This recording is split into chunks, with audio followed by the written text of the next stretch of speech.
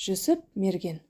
Бір күні Жүсіп мерген шеті мылтығын алып келе жатса, бір ағаштың басында қарақұс отыр екен. Жүсіп атайын деп оқтала бергенде қарақұс: «Мерген, сен мені атпай-ақ қой», дейді. Әуелі таңғалып қалған Жүсіп аз ойланып, осы қарақұстың тірі жүргенінен өлген артық болар деп атуға екінші рет оқталады. Қарақұс тағы да: «Мерген, мені атпай-ақ қой», дейді. Жүсіп тағы да ойланып, үшінші рет қарақұсты қарауылға алғанда: «Мен сенің қолына қонайын, сен мені бақ», дейді. Жүсіп құстың айтқанын жасайды. Бір күні қарақұс Жүсіпке: «Сен арқама мін, орманға апарайын», дейді де Жүсіпке арқасын тосады. Жүсіп құстың арқасына отырып қалың тоғайға келеді. «Сен осының ішінен бір үлкен ағашты таңда», деді қарақұс. Жүсіп көрсеткен ағашқа қарақұс қонады да ағашты сілкілейді. Бірақ оған ағаш сына қоймайды. Қарақұс: «Мені әлі де бақ», дейді. Жүсіп құсты 2 ай бағып қайта келгенде Жүсіптің таңдаған ағашы шорт сынады. Сонда қарақұс: «Сен менің арқама мін», деп әмір етеді. Жүсіп қарақұсқа мініп аспанға ұшады. Қарақұс аспанға шарықтап бір теңіздің үстіне келе бергенде Жүсіпті тастап жібереді де суға жақын келгенде іліп әкетеді. Екінші рет жанып жатқан өрттің үстінен тастап жібереді. Отқа жақын қалғанда іліп әкетеді. Үшінші рет құздың үстінен тастайды да тасқа жақын қалғанда қағып әкетеді. Сонда қарақұс бір төбеге қонып Жүсіптен: «Сен жаңағы судан, өрттен, таудан қорықтың ба?» деп сұрайды. «Қорықпағанда ше, жаным көзіме көрінді», дейді Жүсіп.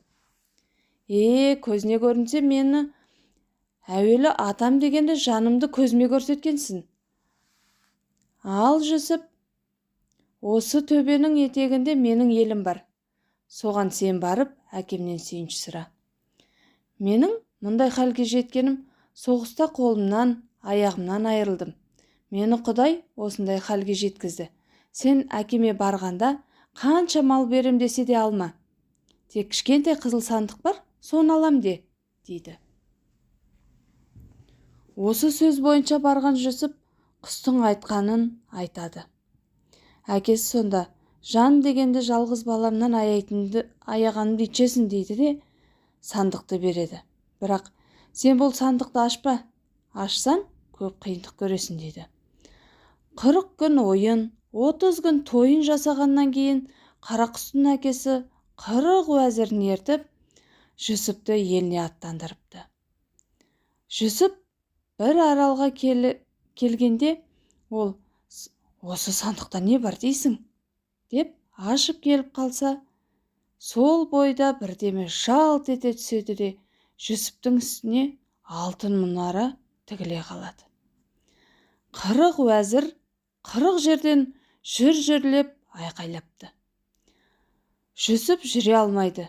Жүре алмай жылап отырған Жүсіптің қасына бір мыстан кемпір келіп: «Үйіңе барғанда үйінде сен танымайтын бір бала бар, соны осы аралға әкеп тастап кет», деп бұйырады. «Жарайды, әйтеуір осы үйді қайтадан сандыққа салып бер», деп жалынады. Жүсіп мыстан келісіп үйді сандыққа салып береді. Көп кешікпей Жүсіп үйіне келеді. Үйіне өзі кеткеннен кейін туған баласы бар екен. Баласының аты Серік екен.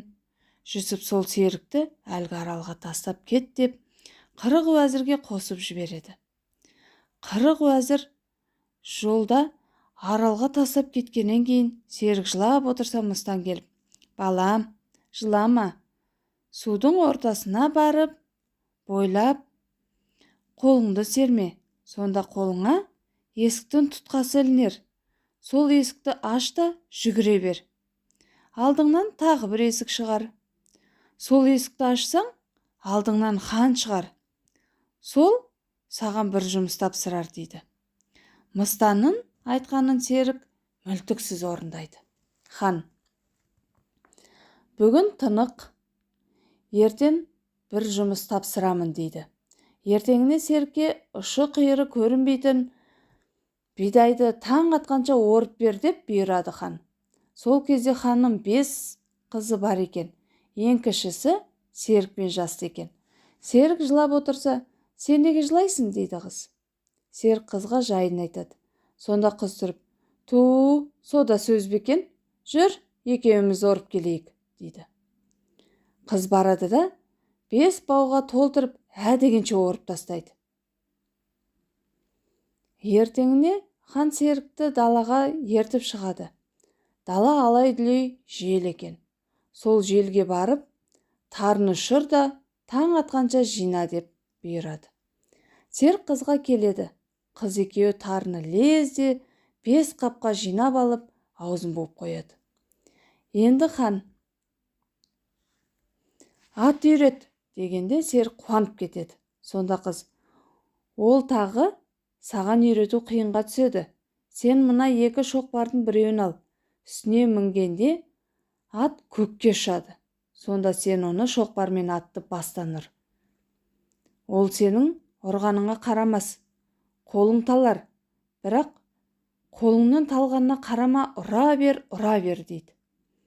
Егер ұрмасаң, сол аттың үстінде өлесің дейді қыз. Серік қыздың айтқанын дәл орындайды. Серік ертеңіне хан ордасына келсе, ханның басы көк-бембек болып ісіп кеткен екен. Бұған себеп кешегі ат болып жүрген ханның өзі еді. Қызының Серікке көңіл қосқысы келетіндігін аңғарып, хан Серікке, енді 5 ат келеді, соның ішінен таңдағаныңды ал дейді. Таң ата 5 ат келеді.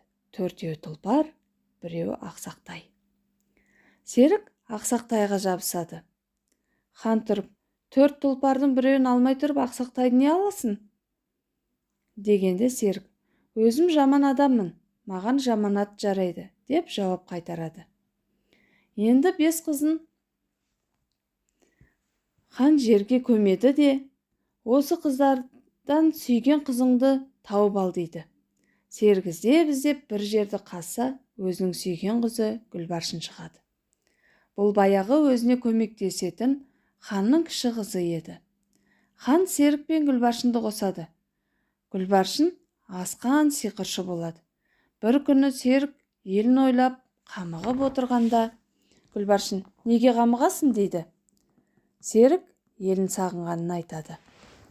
Қыз сонда, жолға даярлану керек, деп жол жабдығына кіріседі.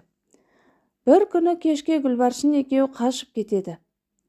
Кетерде Гүлбаршын шынашағын кеседі де, жататын жеріне бір, жуынатын жеріне бір, шығатын есікке бір тамшы қан тамызып кетеді. Таңертең хан қызметшілеріне, күйеу баланы шақырып кел, дейді. Қызметші келіп, жаңа киініп жатыр, дейді. 2-ші рет жуынып жатыр, дейді. 3-ші рет келе жатыр, дейді. Деп хабарлайды. Күте келмеген соң ханның өзі келсе, мана қызметшінің көріп жүргені Гүлбаршынның қаны екен. Қызының қашып кеткенін білген соң, хан қырық уәзіріне қызын қудырады. Қырық уәзір Серікке жақындай бергенде Гүлбаршын қызғалдақ, 2 ат қой, Серік қойшы болып қалады. Қырық уәзір қайта қуғанда Гүлбаршын ат мола, Серік молда бола қалады. Уәзірлер қашқан қыз бен күйеуді ұстай алмай қайтып келеді. Келіп көргендерін ханға айтады. Хан енді өзі іздеп шығады. Хан Серікке жақындайды. Сонда Серік қасқыр, аттар су бола қалады. Хан келіп суды іше бергенде, қасқыр келіп жалап кетеді. Хан сол кезде қырық уәзіріне, қой, бұл қыз бір жарылған жұмыртқа болар, деп үйіне қайтады. Серік пен Гүлбаршын сөйтіп өзінің дегеніне жетеді екен.